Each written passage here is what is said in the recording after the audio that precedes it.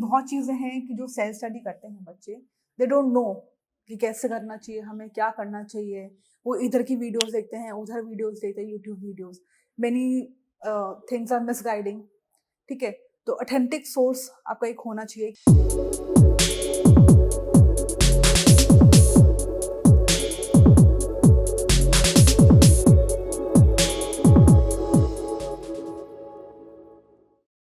Good morning everyone, myself Bhumika from Fruits IAS.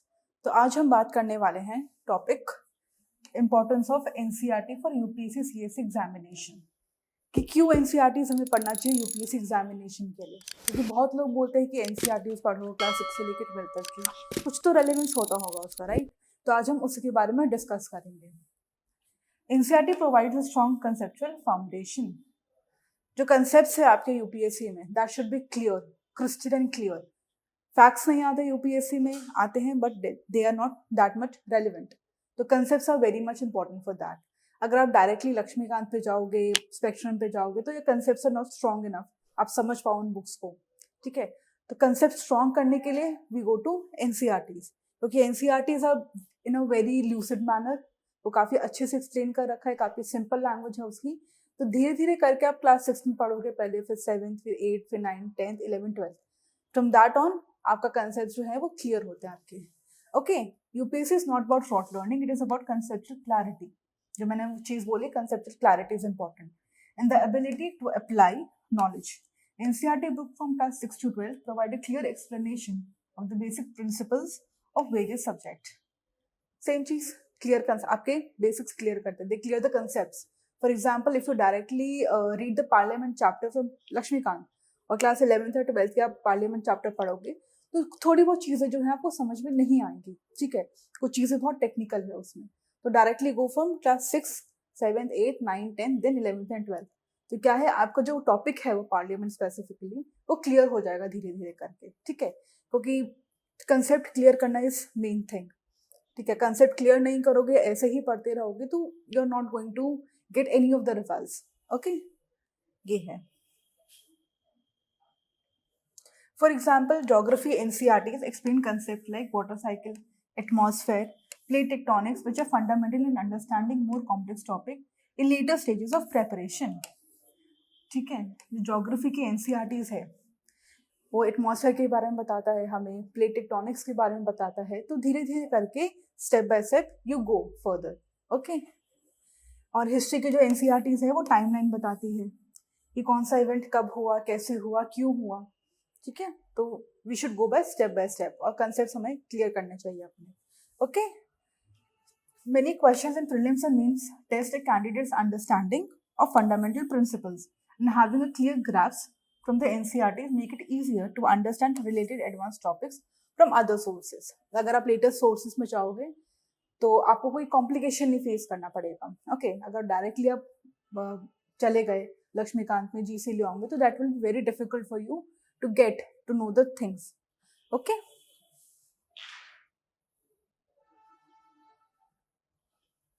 Next आते हैं simplification of complex topics. ठीक है, एक तो कंसेप्चुअल क्लैरिटी, कंसेप्ट क्लियर करना। कंसेप्ट क्लियर कब होंगे, जब आपको वो टॉपिक सिंपलर फॉर्म में दिया जाएगा। ठीक है, अगर स्टार्टिंग से ही कॉम्प्लेक्स चीजों में दिया जाएगा तो आपको समझ में नहीं आएगा, एक तो नहीं आपका कंसेप्ट क्लियर होगा। तो both 1 and 2 points are related to each other. ठीक है, तो कॉम्प्लेक्स टॉपिक्स को आपको समझना है। फॉर एग्जाम्पल, अगर ज्योग्राफी का क्लाइमेटोलॉजी जो चैप्टर है, जो टॉपिक है, जो पार्ट है, पोर्शन है ज्योग्राफी का, दैट इज वेरी कॉम्प्लेक्स। अगर आप डायरेक्टली 11th की बुक्स पढ़ोगे तो ठीक है, उसको समझने के लिए you have to go step down, you have to go down class 6th, 7th, 8th, 9th, 10th, then 11th। ठीक है, तो धीरे धीरे करके आपको समझ में आता है क्लाइमेटोलॉजी।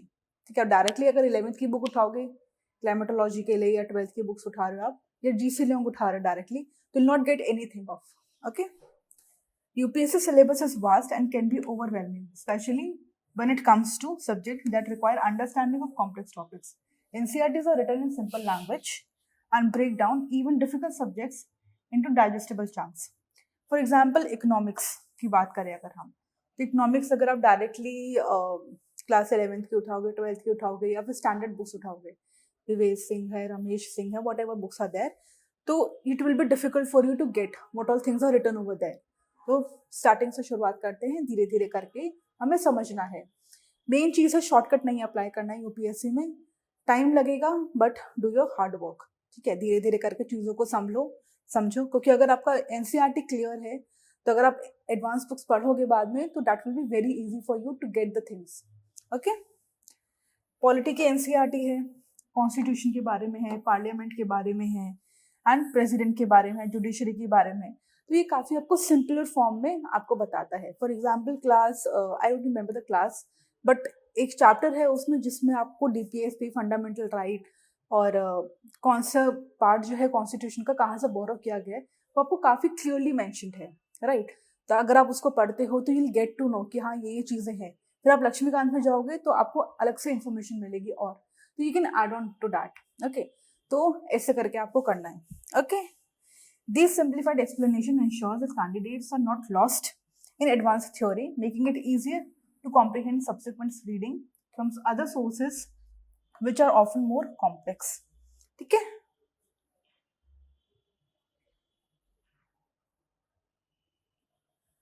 नेक्स्ट पर आते हैं हम, precise coverage of key subject.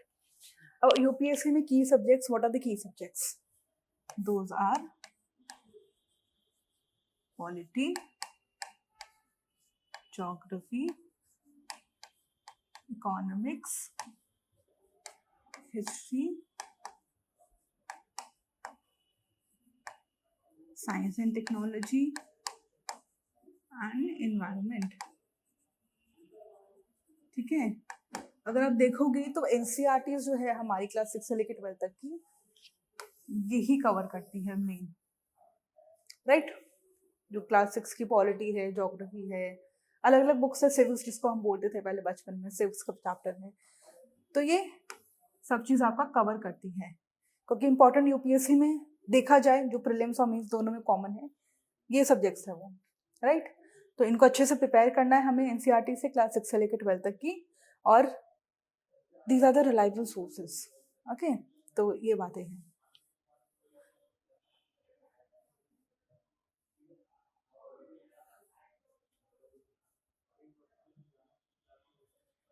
The UPSC exam requires focus and targeted studies. NCERTs are concise and relevant to the core topics in the syllabus, unlike many other reference books that are often introduced too much extra information. जो NCERT books हैं that are concise, जितना relevant है उतना ही दिया गया है, but वो आप पे डिपेंड करता है उसमें से भी कितना जो इम्पोर्टेंट है यूपीएससी के लिए वो आप निकाल पाओ। क्योंकि एनसीईआरटीज में not every chapter is important, not every class is important, right. तो आपको उसमें से भी निकालना आना चाहिए, बाइफर्केट करना आना चाहिए, which is important, which is not important that much. ठीक है, for instance in geography the NCERT covers fundamental aspect like physical features, climate, vegetation and agriculture practices which are regularly tested in both prelims and mains examination। Vegetation पे question आता है, climate पे question आता है, physical features पे question आते हैं, flora fauna की ये स्पीशीज कहाँ पर है, क्या क्लाइमेट है इसका, ये question are very much repeated in prelims examination. तो NCERTs so the NCERTs are covering that part of the syllabus। Okay, in history NCERT books cover important periods and events in Indian history that directly map to the questions in the examination। ठीक है, ये चीजें हैं। And one more thing कि how it helps for the UPSC, कैसे हम UPSC में इसको हेल्प करते हैं। NCERTs eliminate the need for excess reading। By focusing on these texts, aspirants can ensure that they are not missing any key topics and they can move on to more advanced books without feeling overwhelmed। ठीक है, sorry, कुछ miss नहीं होगा NCERT अगर आप पढ़ोगे तो, सब कुछ इंपॉर्टेंट चीजें ही दी गई है, कुछ ऐसा नहीं दिया गया, कुछ एक्स्ट्रा दिया गया है। जिसे मैंने आपको बताया, जो पॉलिटी की एक बुक है, I don't remember the book, but जिसमें वो दे रखा है कि दिस कॉन्स्टिट्यूशन कहाँ से बोरो किया गया, which part of the constitution is borrow from which country. ठीक है, तो वो जो पार्ट है वो कंसाइज है। अब आप लक्ष्मीकांत पढ़ोगे तो उसमें एड ऑन होता है, तो वही चीज है इसमें भी। ठीक है,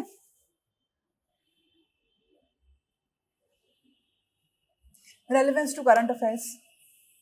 अब एनसीईआरटी जो है वो आपका बेस क्लियर करती है, वो आपका बेस बनाती है, ठीक है।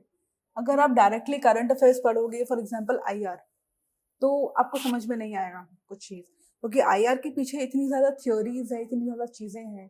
पॉलिटी हो गई, इन्वायरमेंट हो गया। फॉर एग्जांपल अगर इन्वायरमेंट की बात करें तो जैसे COP24 है या कॉप्स जो होते हैं, ठीक है, जो मीटिंग्स होती है हमारी क्लाइमेट चेंज के ऊपर, अगर उनके आपको बेसिक नॉलेज नहीं है कि कौन सी चीज़ें हैं वहाँ पे, कौन सी मेंबर्स हैं वहाँ पे, क्या एजेंडा रहता है उनका, कब कब ये मीटिंग्स होती हैं, तो आपका न्यूज़पेपर पढ़ के कोई फ़ायदा नहीं है। आपको एक बेसिक पता लगेगा कि हाँ अभी ये मीटिंग हुई है, यहाँ पर हुई है ये मीटिंग, और इसका ये चीज़ें हैं। तो बैकग्राउंड इन्फॉर्मेशन जो है उसका, वो तो आपको जानना पड़ेगा ना। तो that is NCERTs cover that's, ठीक है। एनसीईआरटी बुक्स में जो है जो बायो की बुक्स है, क्लास 11th और 12th की जो बायो की बुक्स है, उसकी लास्ट 4 चैप्टर्स में they are covering that environmental laws. एक डेडिकेटेड चैप्टर्स है उनके लिए, तो you can go through that कि हाँ कैसी क्या क्या चीज़ें वहाँ पे कवर्ड हुई है, right. For example environment and ecology concepts in NCERT, a foundation for understanding debates around the climate change, environmental laws, and conservations, all of which are frequently discussed in the news, as I said. Okay.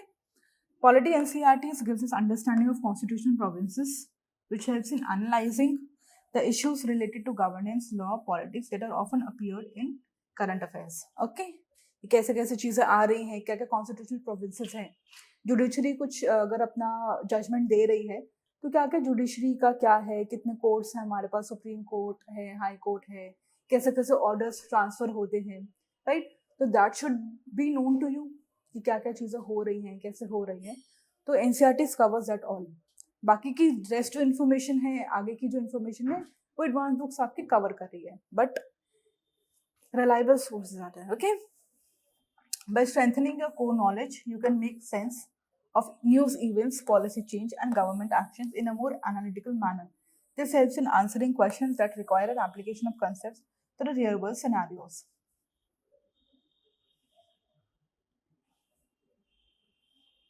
Okay. फिर next पर हम आते हैं enhanced analytical skills, which is very very important for the UPSC examination. Okay. How it is important? जो analytical skills हैं basically वो होता है हमारा प्रैक्टिकल अप्रोच।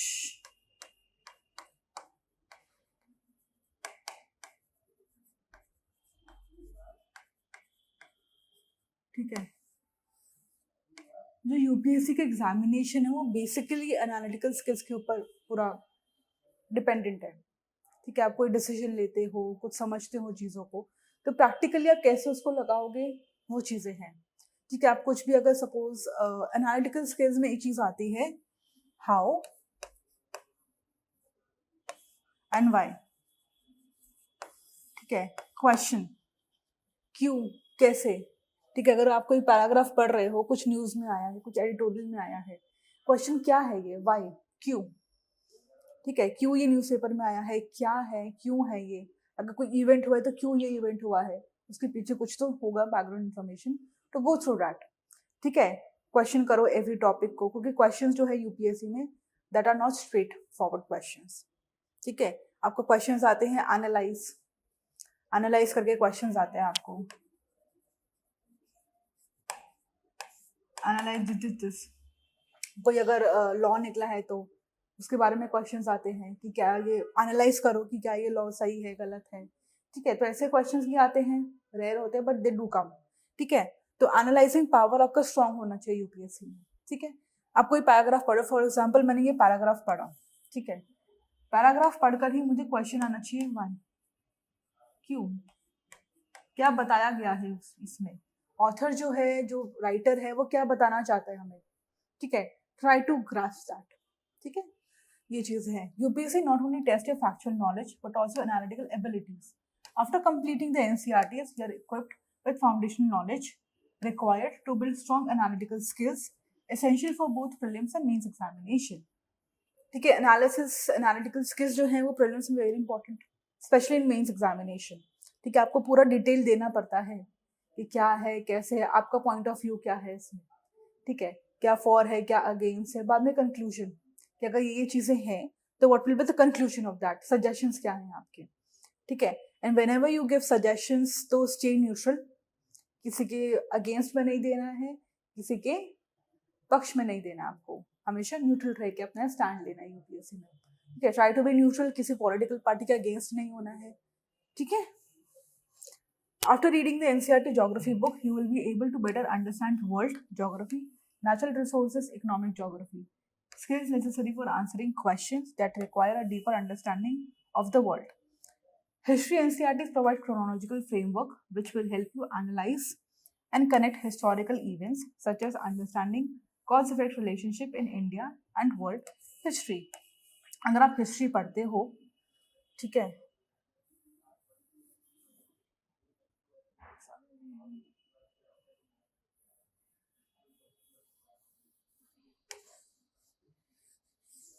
ठीक है, आप जब हिस्ट्री पढ़ते हो, हिस्ट्री में we all know Indian history है और वर्ल्ड हिस्ट्री भी है, मॉडर्न, मेडिवल, एंशिएंट है, ठीक है।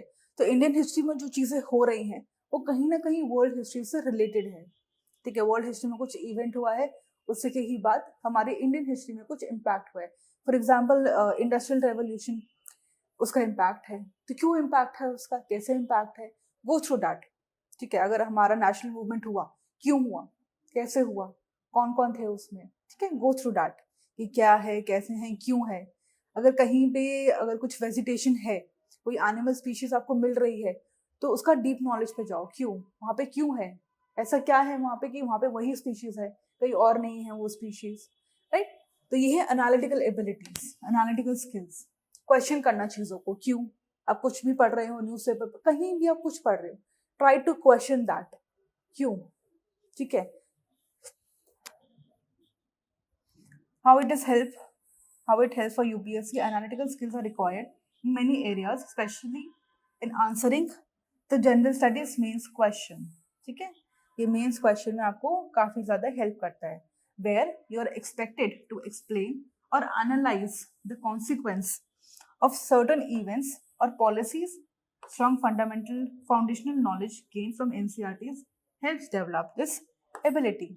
आप पहले तो ये एनसीईआरटी के साथ करोगे, ठीक है, पहले उसको रीड करो, एनसीईआरटी को जनरली गो थ्रू दैट, एक दो बार रीड करोगे, फिर धीरे धीरे करके क्वेश्चन करो उस चीज को, क्यों है ये, कैसे है, फिर एनसीईआरटी का आप कंप्लीट कर लोगे। फिर जब स्टैंडर्ड बुक्स पर आप जाओगे, स्टैंडर्ड बुक्स ही पढ़ोगे आप, राइट। स्टैंडर्ड बुक में जाके सेम चीज करनी है आपको, क्वेश्चन करो उस चीज को, क्यों है, कैसे है, क्या है, ठीक है। तो ये सब चीजें it will help you, it will help you for your UPSC examination, क्योंकि बहुत चीजें हैं कि जो सेल्फ स्टडी करते हैं बच्चे, दे डोंट नो कि कैसे करना चाहिए, हमें क्या करना चाहिए। वो इधर की वीडियोस देखते हैं, उधर वीडियोस देखते हैं, YouTube videos, many things are misguiding, ठीक है। तो ऑथेंटिक सोर्स आपका एक होना चाहिए कि हाँ, अगर आपने एक वीडियो देखी है तो कोशिश करो आप उसी पे ही लगे रहो। ये आज एक देख ली, कल दूसरी देख ली, परसों कुछ और देखा मैंने, तो आप कंफ्यूज ही होते रहोगे, आप डिसाइड ही नहीं कर पाओगे कि मुझे कहाँ से पढ़ना है, एंड आपका most of the time video selection में ही चला जाएगा, ठीक है। तो यही चीज़ नहीं करनी है, ट्राई कि 1 घंटा लो, 2 घंटा लो, देखो पहले, ठीक है, फिर जितना रिमेनिंग टाइम है उसमें पढ़ो। अगर पूरा टाइम ही आप वीडियोस में निकाल दोगे ढूंढने में, क्या पढ़ना है, कैसे पढ़ना है, बुक्स आप ढूंढते रहोगे, तो आपकी पढ़ाई तो फिर होएगी ही नहीं, ठीक है। तो वो चीज़ नहीं करनी है, ट्राई कि पढ़ाई ज़्यादा करो, इधर उधर ध्यान थोड़ा कम लगाओ, ओके।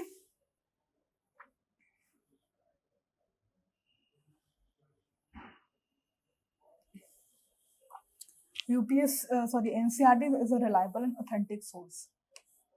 जो NCERTs हैं, it is released by Government of India, right? अब गवर्नमेंट ऑफ इंडिया अगर इसको रिलीज कर रही है, ठीक है, CBSE है जो मेन जो बॉडी है,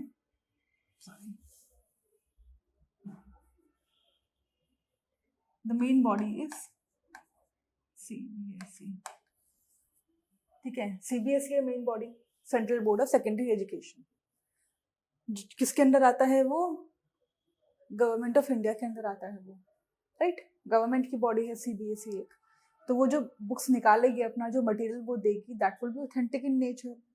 ठीक है, ऑथेंटिक है, गवर्नमेंट उसको फॉलो करेगी। मेन थिंग जो क्लास 11th और 12th की पॉलिटी एंड ज्योग्राफी की बुक्स हैं, दिस इज वेरी इंपॉर्टेंट। ठीक है, स्पेशली ज्योग्राफी, क्योंकि इससे डायरेक्टली क्वेश्चंस आता है आपके प्रीलिम्स एग्जामिनेशन, प्रीलिम्स में भी और मेंस में भी। ठीक है, तो ऑथेंटिक सोर्स है, गवर्नमेंट इसी को ही लगाती है, यूपीएससी इसी को ही फॉलो करती है। बहुत लोग बोलते हैं जीसी लियोंग पढ़ो। ठीक है, आप 11th और 12th की ज्योग्राफी की एनसीईआरटीज कवर कर लोगे, that will be more than sufficient for geography, क्योंकि इतनी कॉम्प्लिकेटेड है वो बुक्स 11th की। फिजिकल ज्योग्राफी है, इंडिया की ज्योग्राफी है, वर्ल्ड ज्योग्राफी है, उसमें क्लाइमेट्स के बारे में है, सब कुछ है, ट्रेड विंड्स है। ठीक है, बहुत सारी चीज़ें हैं और। ठीक है, तो अगर आप उसको पढ़ लो तो बहुत ही बढ़िया है। ठीक है, ये चीज़ें हैं, ऑथेंटिक है सबसे पहले और रिलायबल है। ठीक है, रिलायबल क्यों? गवर्नमेंट ऑफ इंडिया की है, गवर्नमेंट की हम प्रेपरेशन कर रहे हैं, गवर्नमेंट एग्जामिनेशन की हम प्रेपरेशन कर रहे हैं, तो गवर्नमेंट की जो सोर्सेज हैं, चाहे वो न्यूज़पेपर है, न्यूज़पेपर तो खैर गवर्नमेंट का नहीं है, बट जो योजना है, कुरुक्षेत्र है, पीआईबी है, राज्यसभा टीवी है, ऑल इंडिया रेडियो है, these are the reliable sources. Right, तो कोशिश करो कि यूपीएससी जर्नी में आप इनको अपनी प्रेपरेशन में इनकलकेट करो। ठीक है, कहीं ना कहीं टाइम निकाल के आप इनको गो थ्रू करो कि एयर इंडिया में क्या बोल रहा है, ऑल इंडिया रेडियो में क्या बोल रहा है, आपको पीआईबी में क्या आया है, योजना में क्या है, कुरुक्षेत्र में क्या आया है। Right, try to go through them, क्या क्या चीज़ें आई हैं, क्या लेटेस्ट में है, क्या डेवलपमेंट्स हैं। तो ऐसे करके, क्योंकि ये रिलायबल सोर्सेज हैं, reliable sources are very much helpful in that. ठीक है, one of the biggest challenges for UPSC aspirant is identifying authentic and reliable sources for the study material. आप घूमते रहते हो कि मैं ये बुक पढ़ूँ, वो बुक पढ़ूँ, लक्ष्मीकांत पढ़ूँ, डीडी बसु पढ़ूँ, सुभाष कश्यप पढ़ूँ, जीसी लियोंग पढ़ूँ, या कोई और बुक्स पढ़ूँ, स्पेक्ट्रम पढ़ूँ, बिपिन चंद्रा पढ़ूँ, बहुत सारी बुक्स हैं। राइट, तो भटकना नहीं पड़ेगा, सबसे पहली बात। ठीक है, आपको पता है कि रिलायबल सोर्सेज है, ऑथेंटिक सोर्स है ये। ठीक है, तो you can go through that.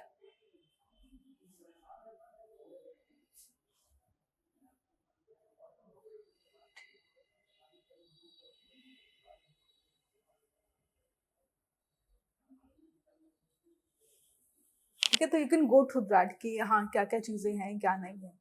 Okay, topics like constitutional provinces, Indian geography, Indian culture are explained with official data and well researched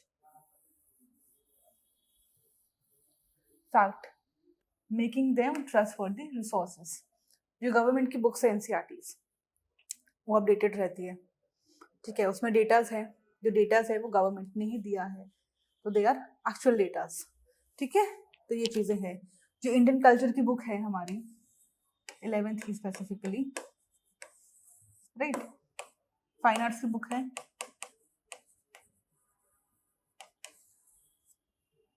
उसमें काफ़ी चीज़ें दे रखी है हमें, बहुत रिलायबल सोर्सेज है वो, गवर्नमेंट ही उसको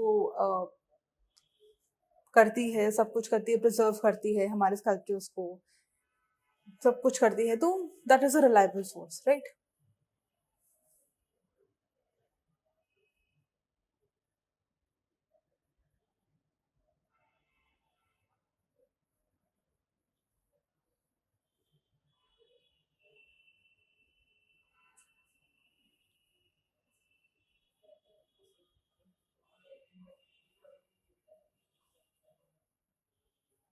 the science and technology section in NCERT are straightforward and free from speculative content, providing aspirants with solid basic to move forward. जो साइंस एंड टेक्नोलॉजी की चीज़ें हैं उसमें कुछ बायसनेस है ही नहीं, वो डायरेक्टली स्ट्रेट फॉरवर्ड क्वेश्चंस है, उसमें स्ट्रेट फॉरवर्ड चीज़ें हैं, स्ट्रेट फॉरवर्ड क्वेश्चंस हैं, प्रीलिम्स में, मेंस में, और कंटेंट जो है स्ट्रेट फॉरवर्ड है, उसमें कुछ इफ एंड बट का नहीं है। ठीक है, since the information in NCERT book is reliable, aspirants don't need to worry about contradictions or inaccuracies while preparing. This allows for efficient use of time and ensures that you are studying from authentic sources. Right? Building a strong base. अब हम next पर आते हैं, building a strong base for further reading. कि कैसे हमारा वो base तैयार करती है। हम बोलते हैं कि हमारी स्टडीज जो है, हम कोई भी कोर्स परचेज करने जाते हैं, whatever we do, we quote the word foundation. Foundation का मतलब होता है बेस से लेके एडवांस तक जाना। पहले आपका बेस क्लियर होगा, बेस क्लियर होने के बाद फिर आप फाउंडेशन पे जाते हो, फिर आप एडवांस चीज पे जाते हो। ठीक है, तो एनसीईआरटीज कम इन फाउंडेशन।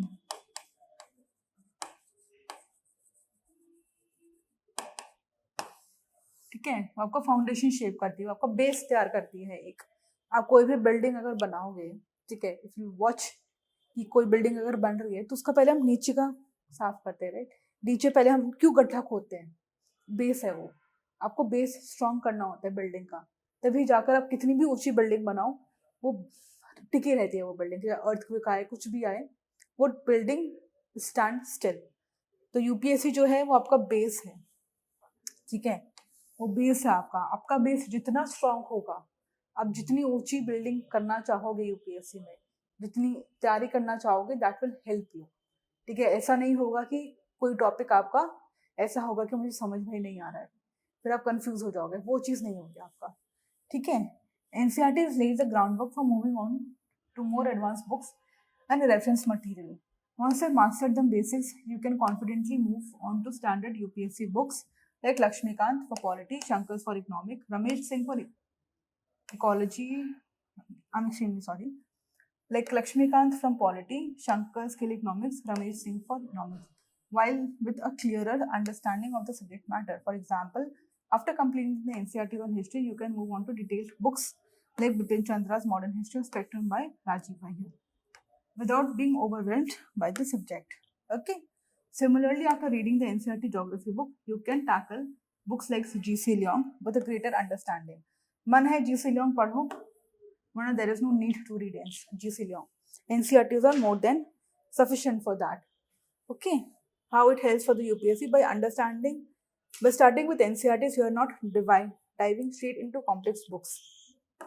कॉम्प्लेक्स चीज़ों में नहीं जा रहे हैं। ठीक है, कुछ बच्चे होते हैं वो डायरेक्टली एडवांस से शुरू करते हैं कि मैंने तो लक्ष्मीकांत पढ़ लिए है। ठीक है, अब फिर मैं उनसे पूछती हूँ कि लक्ष्मीकांत में सब समझ में आ गया, तो देर लाइक कि नो मैम, नहीं समझ में आया। ठीक है, ये गलती नहीं करनी है कि आप किताब पढ़ो भी, समझ में भी नहीं आएगा, टाइम भी वेस्ट होगा। तो इस अच्छा स्टार्टिंग से स्टार्ट करो, बेस से स्टार्ट करो, and then go on to advance levels. Okay, instead you build a strong base which ensures that the subsequent reading are more productive and less time consuming. ठीक है, time भी कम लगेगा और तैयारी भी अच्छे से होगी आपकी.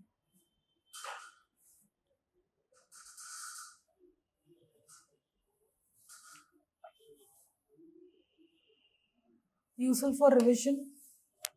ठीक है, यूपीएससी एनसीईआरटी का कंसाइज छोटे नोट्स बनते हैं, उसमें थोड़ी सी चीज़ें हैं, आप उसको मल्टीपल रीडिंग्स करोगे, कम से कम 5 बार तो रीडिंग करो.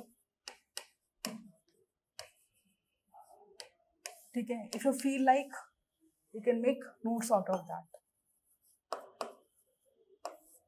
ठीक है, नोट्स बना सकते हो. फिर जब भी कहीं पे अटकोगे, कुछ टॉपिक पढ़ रहे हो, कॉम्प्लेक्स टॉपिक्स, अगर नहीं समझ में आ रहा तो गो बैक टू एनसीईआरटीज. आपने जो नोट्स बनाए हैं उसको पढ़ो, फिर कॉम्प्लेक्स चीज़ों पे जाओ. ठीक है, revision is a key part of UPSC preparation. NCERTs are a great tool for quick revision of core concepts. ठीक है, अगर आपको लग रहा है कि मुझे रिविजन की ज़रूरत है एनसीईआरटी की वापस से, तो go for that, no issues in that. ठीक है, आपका अच्छा सही होगा और आपको कुछ ऐसा नहीं कि कुछ नुकसान हो रहा है आपका. It will be beneficial for you, right. Language is simple and straight forward, so reviewing important topics or revising a section of the syllabus becomes easy and time efficient. NCERT covers the important aspect of subject concisely, making them ideal for a final review before the examination. Okay, how it helps for the UPSC? As the exam nears, revising these foundational texts will help you solidify your understanding. Since they cover almost everything in the syllabus, they can act as a quick reference tool when you are running short on time. ठीक है, ये है. बाकी revision के लिए ठीक है, मतलब नोट्स बना लिया उसका, ठीक है, उसको एक बार पढ़ लेना. ठीक है, फिर एडवांस जब चीज़ों पे जाओगे, कुछ समझ में नहीं आएगा तो नोट्स पढ़ना अपने, फिर एडवांस पे जाना. ठीक है, ये है. बाकी जब एडवांस के नोट्स बनाओगे, जो अगर आप if you going for the coachings and all, तो उनके रिविजन करना है, शॉर्ट नोट्स बनाने हैं। अब जो भी पढ़ोगे ट्राई कि अगर 110 पेजेस में लिखा है तो उसको आधे पेज में लेकर आओ। एक पेज में आधे पेज में आप कैसे लेकर आओगे, और फिर उस आधे पेज को एक स्टिकी नोट फॉर्मेट में आप कैसे लेकर आओगे। सिर्फ पॉइंट्स लिखा 4-5, ठीक है। तो आप कैसे उस चीज को करोगे, देखो उसको, ठीक है। Conclusion: NCERTs are the bedrock for the UPSC preparation. NCERTs are very important. You can't neglect NCERTs. अगर आपको लग रहा है कि आपका NCERTs are very strong, आपका अच्छा है NCERT, ठीक है, आपको NCERT पढ़ने की जरूरत नहीं है, एडवांस चीज पे जाओ, ठीक है। एक दो टॉपिक्स पढ़ो, सब समझ में आ जाएगा NCERTs पढ़ना है कि नहीं पढ़ना है, ठीक है। NCERTs पढ़ना है नहीं पढ़ना है, कैसे पढ़ना है, क्या पढ़ना है, सब समझ में आ जाएगा आपको, ठीक है। In essence, NCERT books are the bedrock upon which our entire UPSC preparation should be built. They provide a strong foundation in all the major subjects. Clarify concepts ensures you have the basic knowledge needed to tackle more complex topics. ठीक है। By focusing on NCERT first, aspirants can save time, reduce confusion, ensure they have a clear and a solid understanding of the subject covered in the UPSC syllabus. ठीक है, ये चीजें हैं। Success of the many toppers can be attributed to this thorough understanding of NCERTs, which allowed them to perform better in both prelims and mains examination. They are not just an introductory text, they are a reliable source throughout your journey to success in the UPSC examination. ठीक है, in short, NCERTs are important, ठीक है। Direct questions,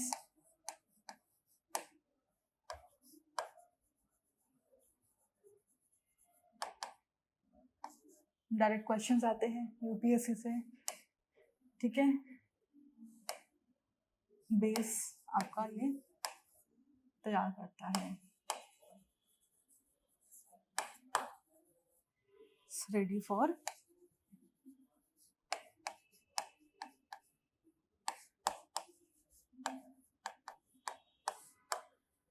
ठीक है, आपका base तैयार करता है ये कॉम्प्लेक्स चीजों के लिए।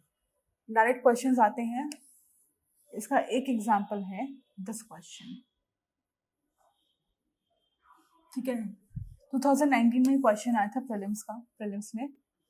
Building Kalyan mandapas was a notable feature in the temple construction in the kingdom of, ये क्वेश्चन है, ठीक है। डायरेक्टली क्वेश्चन एनसीईआरटी से आया है, क्लास 12th की बुक से ये डायरेक्टली क्वेश्चन आ रखा है, ठीक है। इसका राइट आंसर है Vizianagaram is the right option for that, ठीक है। हम एनसीईआरटी को इग्नोर करते हैं, हम पढ़ लेते हैं, हम रीडिंग भी कर लेते हैं, बट वी डोंट नो कि क्या है, कैसे तैयारी करनी है। प्रीलिम्स में क्वेश्चन आते हैं, प्रीलिम्स में भी क्वेश्चंस आते हैं, but we are not able to do that question, क्योंकि हमने पढ़ा ही नहीं होता उसको अच्छे से, ठीक है। अगर बहुत बच्चे होते हैं, बहुत एस्पिरेंट्स होते हैं कि जो बोलते हैं कि हमने एनसीईआरटी पढ़ी थी, क्वेश्चन आया फिर भी सॉल्व नहीं कर पाए, ठीक है। तो मल्टीपल रीडिंग्स करनी है उस चीज़ की, कोशिश करना है कि कहाँ से क्या चीज़ करनी है। एनसीईआरटी की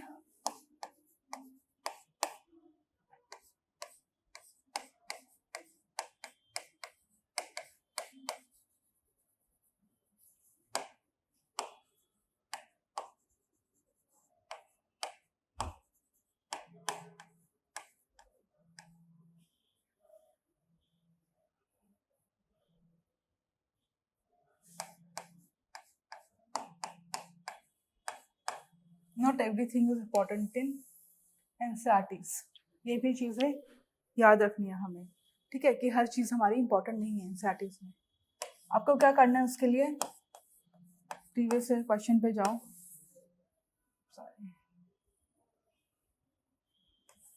previous question papers plus syllabus, ठीक है। इनको देखो और देन डिसाइड क्या पढ़ना है, ठीक है। जो प्रीवियस ईयर क्वेश्चन पेपर्स है, they are your guide, they give you the direction